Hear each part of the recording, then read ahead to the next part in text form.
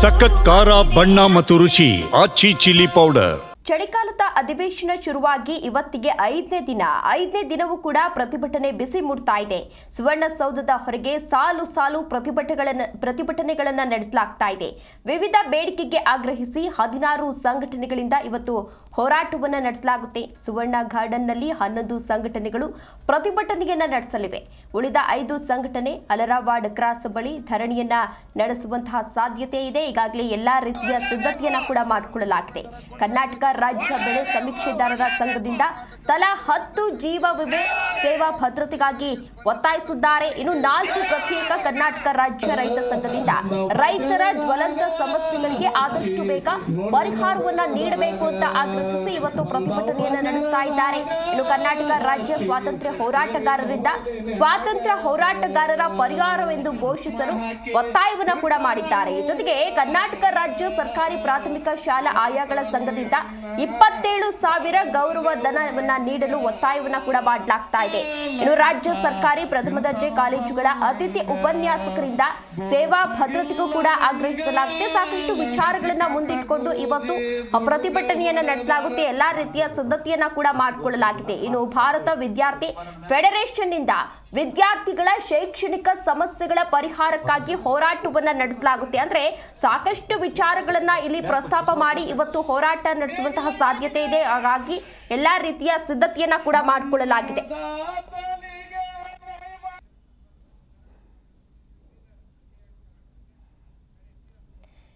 ಬೆಳಗಾವಿಯಿಂದ ನೇರ ಸಂಪರ್ಕದಲ್ಲಿದ್ದಾರೆ ನಮ್ಮ ಪ್ರತಿನಿಧಿ ಶ್ರೀಧರ್ ಅವರು. ಶ್ರೀಧರ್, ಇದೀಗ ಅಧಿವೇಶನ ಶುರುವಾಗಿ ಇವತ್ತಿಗೆ 5ನೇ ದಿನ. ಇವತ್ತು ಕೂಡ ಪ್ರತಿಭಟನೆಯ ಬಿಸಿ ತಡ್ತಾ ಇದೆಯಾ? ಯಾರ್ಯಾರು ಪ್ರತಿಭಟನೆ ಮಾಡ್ತಾ ಇದ್ದಾರೆ? ಯಾವ ರೀತಿ ಸಿದ್ಧತೆಯನ್ನ ಮಾಡ್ಕೊಂಡಿದ್ದಾರೆ? ಸೆಕ್ಯೂರಿಟಿ ಹೇಗಿದೆ? ಖಂಡಿತವಾಗಿ ತೇಜಸ್ವಿನಿ, ಇವತ್ತು ಏನಂತಂದ್ರೆ ಚಳಿಗಾಲ ಅಧಿವೇಶನ ಇವತ್ತಿಗೆ ಪ್ರಾರಂಭವಾಗಿ ಏನಂತಂದ್ರೆ 5ನೇ ದಿನ ಅಂತ ಹೇಳಬಹುದು.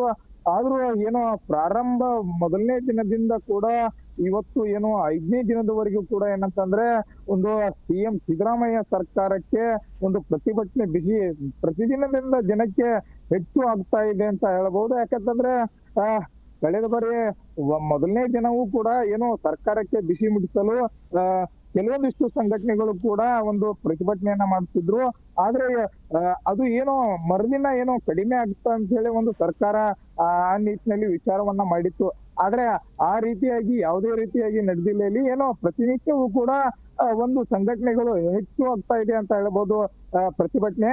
ಮತ್ತೆ ಇವತ್ತು ಏನಂತಂದ್ರೆ 5ನೇ ದಿನದಂದು ಏನೋ ಚಳಿಗಾಲದ ಅಧಿವೇಶನ ಹಿನ್ನೆಲೆಯಲ್ಲಿ ಇವತ್ತು ಒಟ್ಟಾರೆಯಾಗಿ 16 ಪ್ರತಿಭಟನೆಗಳು ಕೂಡ ಇವತ್ತು ನಡೀತಿರ್ತಕ್ಕಂಥದ್ದು. ಅದರಲ್ಲಿ ಏನಂತಂದ್ರೆ 11 ಪ್ರತಿಭಟನೆಗಳು ಒಂದು ಸುವರ್ಣ ಗಾರ್ಡನ್ ನಲ್ಲಿ ಟೆಂಟ್ ನಲ್ಲಿ ಇರ್ತಕ್ಕಂಥದ್ದು. ಅದ್ರ ಜೊತೆಗೆ ಇನ್ನು ಉಳಿದ 5 ಪ್ರತಿಭಟನೆಗಳು ಅಲಾವರ್ನಲ್ಲಿ ಅಲ್ಲಿ ಆ ಟೆಂಟ್ ವ್ಯವಸ್ಥೆ ಕೂಡ ಅಲ್ಲಿ ಬೇರೆ ವ್ಯವಸ್ಥೆ ಮಾಡಿರ್ಬೋದು. ಮತ್ತೆ ಅಲ್ಲಿ ಒಂದು 5 ಪ್ರತಿಭಟನೆಗಳು ಕೂಡ ನಡೀತಿರ್ತಕ್ಕಂಥದ್ದು. ಮತ್ತೆ ಜೊತೆಗೆ ಇವತ್ತು ಏನೋ ಒಟ್ಟಾರೆಯಾಗಿ ಹೇಳ್ಬೇಕಂದ್ರೆ ರೈತ ಸಂಘ ಆಗಿರ್ಬೋದು, ಮತ್ತೆ ಜೊತೆಗೆ ಶಾಲಾ ಒಂದು ಆಯಾ ಕಾರ್ಮಿಕರಾಗಿರ್ಬೋದು, ಮತ್ತೆ ಶಾಲಾ ಪ್ರಾಥಮಿಕ ಶಾಲಾ ಒಂದು ಆಯಾಗಳು, ಮತ್ತೆ ಜೊತೆಗೆ ಸರ್ಕಾರಿ ಪ್ರಥಮ ದರ್ಜೆ ಕಾಲೇಜಿನ ಒಂದು ಉಪನ್ಯಾಸಕರಿಂದ ಕೂಡ ಒಂದು ಸೇವಾ ಭದ್ರತೆ ಆಗ್ರಹಿಸಿ ಒಂದು ಪ್ರತಿಭಟನೆಯನ್ನ ಮಾಡಿದಿರ್ತಕ್ಕಂಥದ್ದು. ಆದ್ರೆ ಈ ಎಲ್ಲ ವಿಚಾರವನ್ನ ಅಂದ್ರೆ ಪ್ರತಿಭಟನೆ ಎಲ್ಲ ಗಮನಿಸಿ ನೋಡ್ಬೇಕಾದ್ರೆ ಒಂದು ಸಿದ್ದು ಸರ್ಕಾರ ಏನಂತಂದ್ರೆ ಡೋಂಟ್ ಕೇರ್ ಅಂತ ಇದೆ ಅಂತ ಹೇಳ್ಬೋದು. ಯಾಕಂತಂದ್ರೆ ಗುರ್ಲಾಪುರದಲ್ಲಿ ಕೂಡ ರೈತರು ಒಂದು ಪ್ರತಿಭಟನೆಯನ್ನ ಮಾಡಿ ಒಂದು ರಾಜ್ಯಕ್ಕೆ ಮಾದರಿ ಆದ್ರು.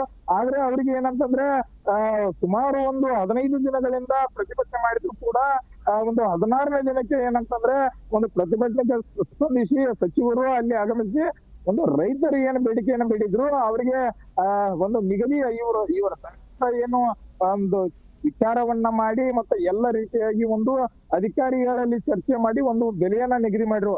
ಆದ್ರೆ ರೈತರ ಕೇಳಿದಂತಹ ಒಂದು ಬೆಲೆಗೆ ಸರ್ಕಾರ ಕೊಟ್ಟಿಲ್ಲ. ಆದ್ರೆ ಈಗೂ ಕೂಡ ಏನಂತಂದ್ರೆ ರೈತರು ನಮ್ಮ ಒಂದು ಸಾಲ ಮನ್ನಾವನ್ನ ಮಾಡಬೇಕು, ಮತ್ತೆ ಜೊತೆಗೆ ನಮಗೆ ಒಂದು ನಿಗದಿ ಬೆಲೆಯನ್ನ ಒಂದು ನಿಗದಿ ಮಾಡಬೇಕು ಸರ್ಕಾರ. ಯಾಕಂತಂದ್ರೆ ನಾವು ಬೆಳೆದಂತ ಬೆಳೆಗೆ ಒಂದು ಸರ್ಕಾರ ಒಂದು ಬಿಲ್ ಅನ್ನ ನಿಗದಿ ಮಾಡಬೇಕು. ಯಾಕಂತಂದ್ರೆ ಇವರು ಈಗ ನೋಡಿ ಒಂದು ನಾವ್ ಏನೋ ಒಂದು ಬಿಸ್ಕೆಟ್ ತಗೊಂಡ್ರು ಕೂಡ ಅದರಲ್ಲಿ ಇವ್ರದ್ದು ಒಂದು ಟ್ಯಾಕ್ಸ್ ಹೋಗುತ್ತೆ ಸರ್ಕಾರಕ್ಕೆ. ಆದ್ರೆ ರೈತ ಬೆಳೆದಂತಹ ಒಂದು ಬೆಳೆಗೆ ಯಾಕೆ ಇವ್ರು ಕೊಡ್ತಾ ಇಲ್ಲ ಅಂತ ಹೇಳಿ ಅವರು ಕೂಡ ಏನೋ ನಿನ್ನೆ ಕೂಡ ರೈತರು ಪ್ರತಿಭಟನೆ ಮಾಡಿದ್ರು. ಆದ್ರೂ ಇವತ್ತು ಕೂಡ ಏನಂತಂದ್ರೆ ರೈತರ ಪ್ರತಿಭಟನೆ ಒಂದು ಜೋರಾಗಿದೆ ಅಂತ ಹೇಳ್ಬೋದು ತೇಜಸ್ವಿನಿ.